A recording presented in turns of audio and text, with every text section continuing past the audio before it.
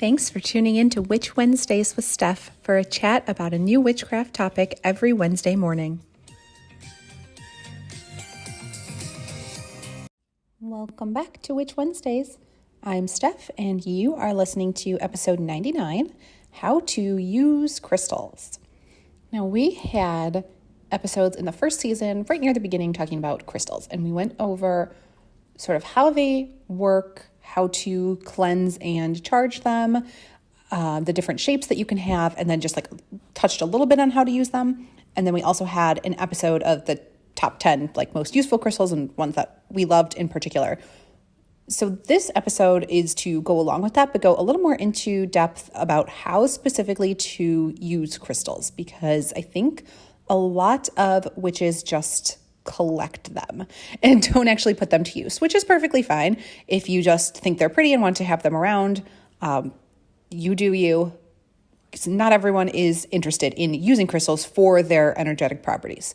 I know plenty of non-witches who have found really pretty large chunks of certain crystals. It's usually amethyst that they find at home goods stores. I've seen them at Anthropology, I think at Home Goods themselves, and use those as decor in their homes without ever tapping into those energetic properties.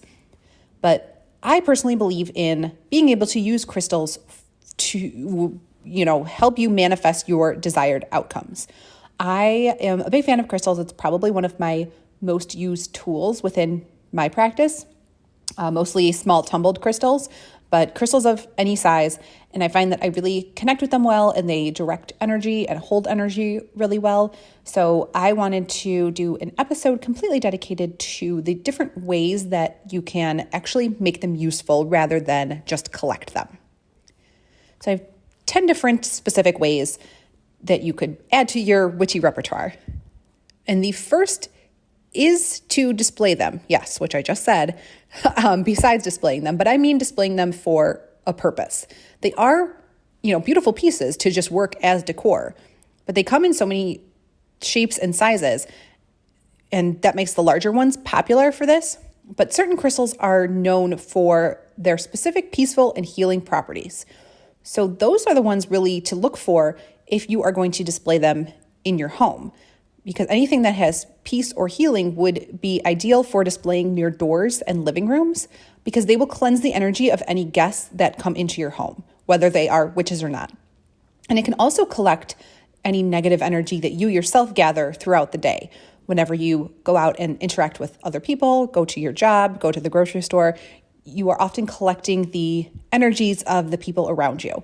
And if you can keep a crystal somewhere near the door that you come in, that can help cleanse all of that energy that you don't want to bring into your home. So you could leave it on top of a door frame or on a table near your door. That's what I do. I have a salt bowl that is up on YouTube or Patreon, someplace. And I use those salt bowls near the door as protection and cleansing, and it has crystals in it that help cleanse those energies as soon as somebody comes through the door. So not only are those bigger pieces great for just tabletop decor, you can leave it right in the middle of your dining room table, you can also specifically pick one that has the properties of cleansing and giving peaceful and healing energy to everyone that walks into your space, including yourself. They also make great display pieces on altars for specific intentions, because a manifestation altar doesn't have to look like a traditional working altar. So working altars often have very many candles and crystals and herbs, everything that you kind of need to bring a spell together. But there are also manifestation altars that are dedicated to one specific manifestation or intention that you're working on at that time. I shared over on Patreon what is considered my beauty altar, and that would be a manifestation for glamour magic, where I keep my makeup and tools, so I'm a little more intentional in the mornings when I put that on as my glamour magic, and I also have rose quartz that just sits there. That's its spot for it, to help manifest those self-love, glamour intentions. So you can use crystals anywhere that you're making a dedicated space to manifest something. If you are trying to manifest maybe career goals or specifically making money within your career, then citrine or pyrite sitting on your desk would be a great example of displaying it as sort of a low-key manifestation altar and still putting those crystals to use. A similar way to use them is to incorporate crystals into your religious or spiritual practice. So similar to displaying them in general in your home, many witches specifically use their crystals as altar pieces. So like I just said, there's many different types of altars, and those different crystals can be useful for different purposes or intentions. And in your religious or spiritual practice, you can specifically pick and display stones that correspond to the deity that you are working with, or in general, using obsidian or lapis lazuli on an ancestor altar. Those are things that are, stones that are considered easier to work with ancestors through and amplify the energies of, contacting the spirit world. So there are different associations for ancestors, spirits, and deities, and almost every deity has a corresponding crystal that you can use as a representation on your religious or spiritual altar. Another way to use crystals is to use the larger pieces as tools themselves. So the larger pieces are the ones that usually get left sitting on a shelf that are beautiful to look at but don't get used as much. But they are great for being used as tools themselves. Crystals are really great conductors of energy, so they are often used as wands. And you would use them like any other wooden wand, but witches can sometimes fall into the trap that wands can only be wooden, and that's just not the case. There was I think it was the Mabon box that you might have seen on Instagram, or if you have it, there was a selenite wand in that comes to a point at the end that it can be used just like any other wand, and it directs your energy outward. And like a wand, you can then use these points, they can be as big as small as you want if it comes to a point at the end, to direct energy, which is often really helpful for use in healing, specifically on dolls or poppets. So you would make a poppet of yourself or the person that you are trying to heal. Say your friend has a really bad sprained ankle.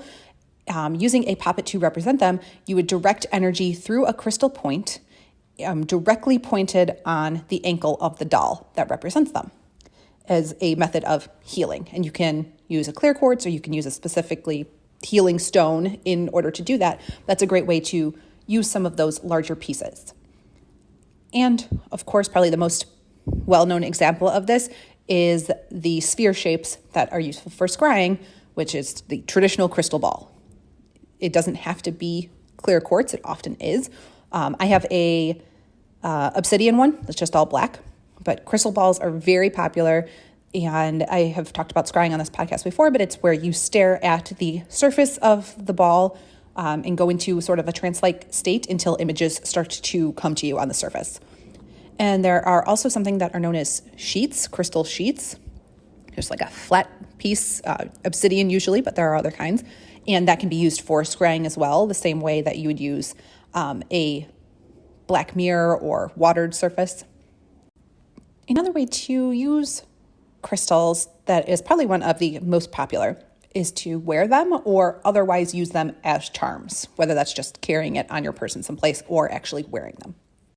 And this is one of the most popular uses for the small tumbled stones, because charms are items that already have energies and associations attached.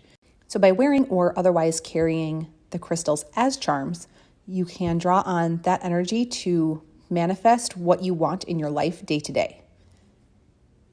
You can go ahead and cleanse the stone of any energy that will interfere and then charge it with your specific intention. A lot of people will carry citrine, for example, in their wallets because that attracts money. A lot of people, myself included, will carry tiger's eye in their car because that is for protection for travelers. Many witches who suffer from anxiety will carry an amethyst in their purse or place it on their desk at work as sort of a calming stone. And of course, you can specifically buy crystal jewelry. So this is really helpful if you are in the broom closet, because crystal jewelry is very popular as long as you are getting, actual crystal and not a knockoff resin or plastic. But crystal jewelry is very popular right now, whether you are a witch or not, so it's not as noticeable that you are wearing it for witchcraft purposes. But you can find earrings that are clear quartz or an amethyst necklace. A lot of the more popular stones have been made into necklaces, rings, earrings, bracelets, all sorts of ways to wear them in jewelry form. And you can go ahead and do the same thing where you cleanse them of any interfering energy and charge it with your specific intention every time you go to put it on, which is then charged and re-energized every time that you wear it. Similarly, you can also sleep with crystals. So it's kind of like wearing them and using them as a charm you do during your waking hours. When you sleep, you can also use them because you are, lying there for 8 hours. That's a lot of time for them to be able to work. We spend so much time there, so it just makes sense to use them in the same way as you do during your waking hours. You can sleep with them just next to your bedside or under your pillow. Some witches will place it under the bed as protection, and you can use a variety of stones for this method. So there are some that are good for peaceful sleep. There are some that are good for protection if you suffer from nightmares or stressful dreams.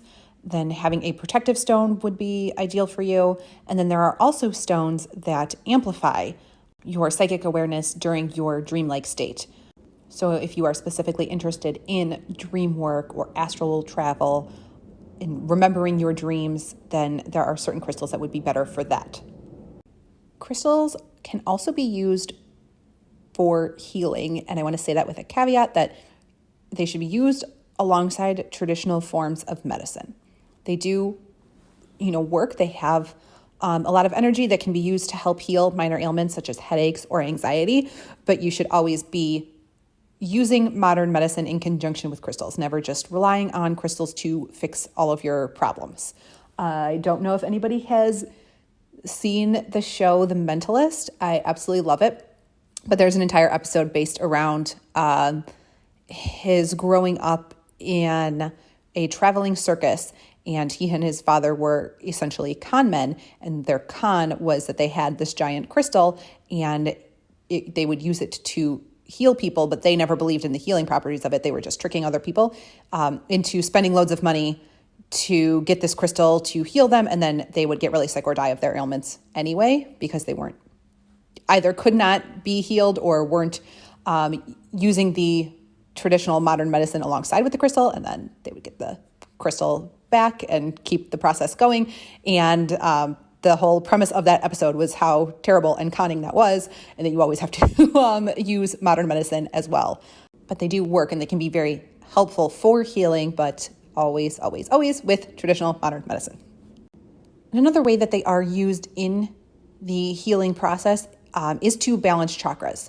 We have a whole episode on chakras, about the different areas on your body that can be out of alignment, where you can kind of feel those ailments, but then also see that reflected in your life, that you're having certain issues, and that means healing that spot on your body. And there are different crystals that are associated with each chakra. So balancing those can be really helpful for healing those certain issues. And that essentially means placing those associated crystals on that point of the body and using those energies to help balance that area that is out of balance. You can also use crystals in elixirs, which is one of my favorite ways to use them. But again, this comes with a major caveat. So having crystals around water will add that energy into the water. So then when you drink or use the water, you take on that energy, but you have to do this safely. So there are a lot of crystal water bottles that are out now where the crystals are kept specifically in a compartment that doesn't actually touch the water directly. And this is really important because a lot of crystals, first of all, are not water safe. So they will dissolve and they will leach things into the water that are incredibly toxic to you, like lead and aluminum. So you don't want that to happen. But even if they are somewhere along the lines of the safer crystals that are considered safer to drink the water of, you never really know what kind of germs and bacteria are on the crystals, and then you're trying to drink that. It's just not a good idea. So if you really want to have and use crystal water that you're going to be drinking, investing in one of those crystal bottles that has the separate compartment might be a really good idea for you, especially one where you can take the compartment out and change out the crystals to suit what you need.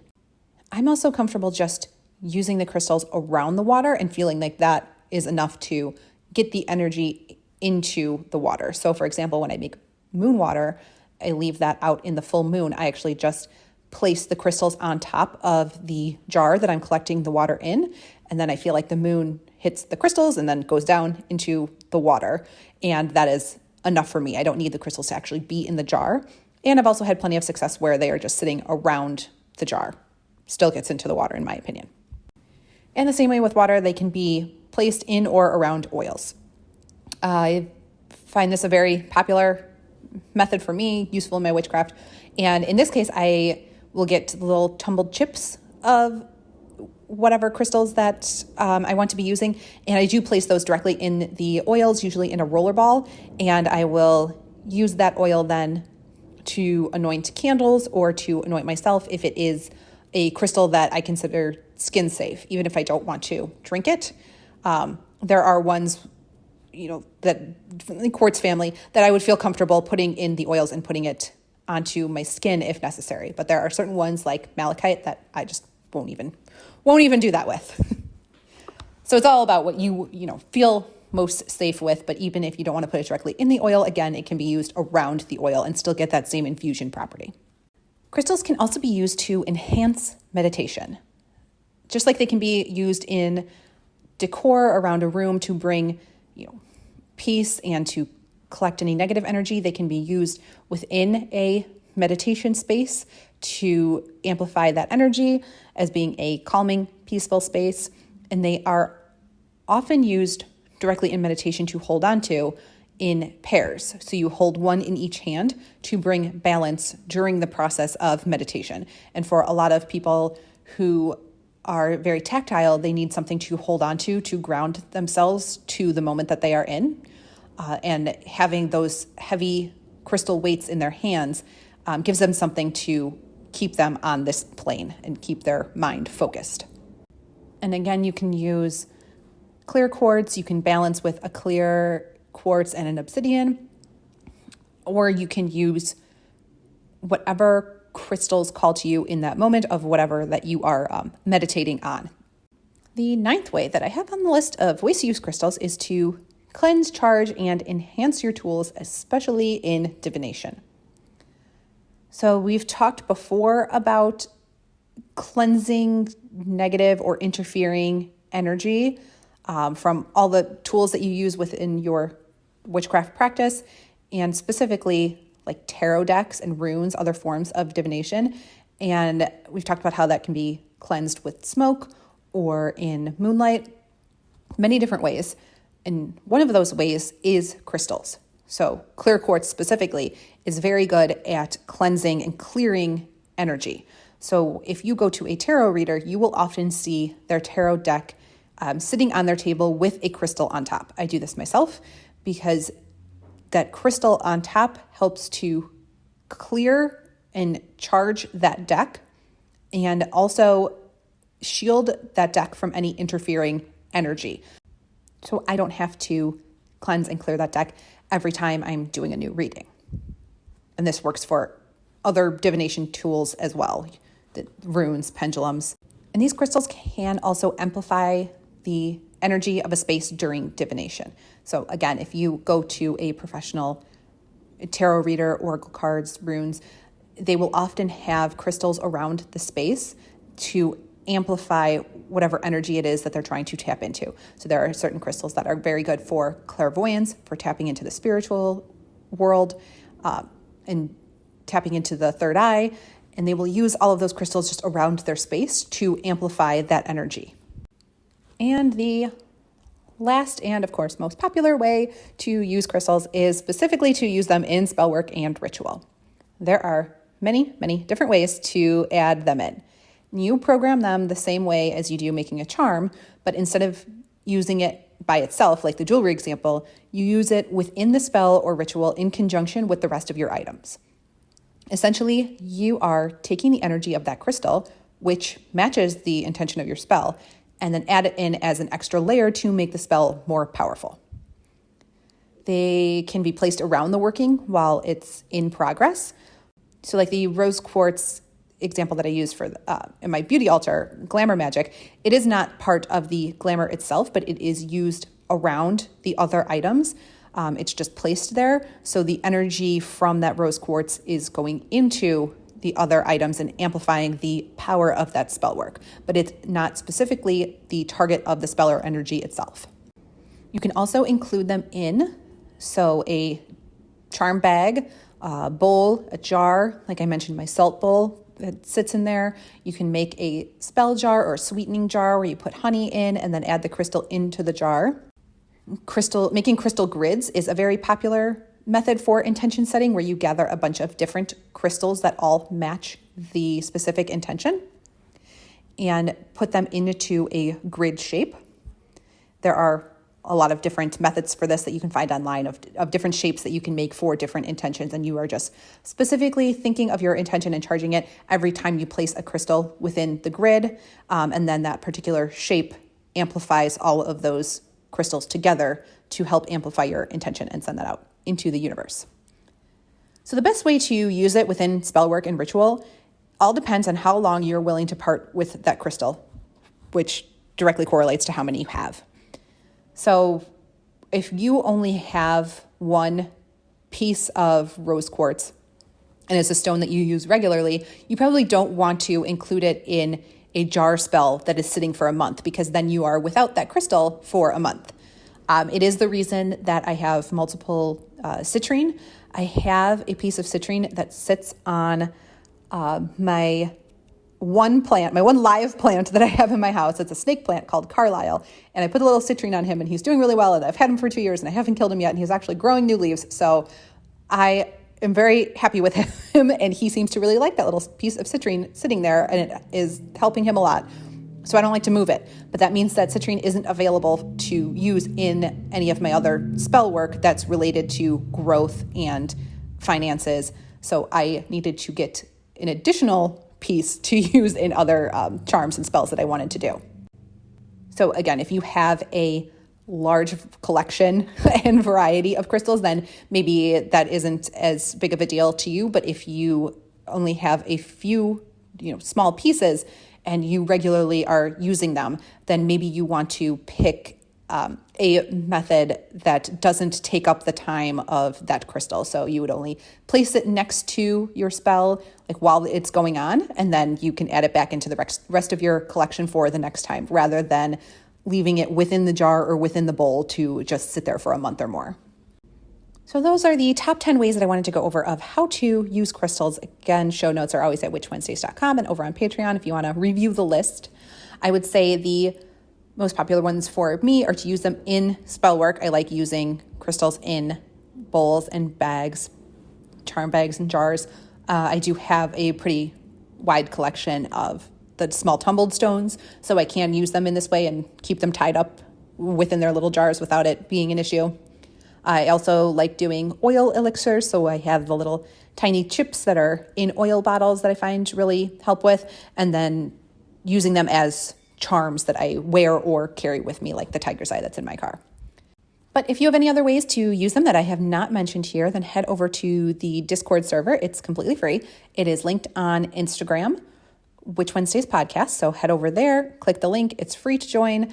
And there is a very big community over there to chat, and they will share all of the methods that they use to incorporate their crystals into their witchcraft practice. So if you have any other additional uses or any questions for me, I will definitely be over there today to chat. And that is all I have for you this week on how to use crystals.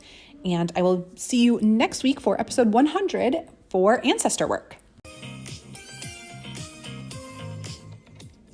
Need even more witchcraft? Subscribe to Patreon for exclusive bonus content 3 times a week and order Sabbath boxes and other supplies at witchwednesdays.com. Be sure to follow on Instagram at Witch Wednesdays Podcast.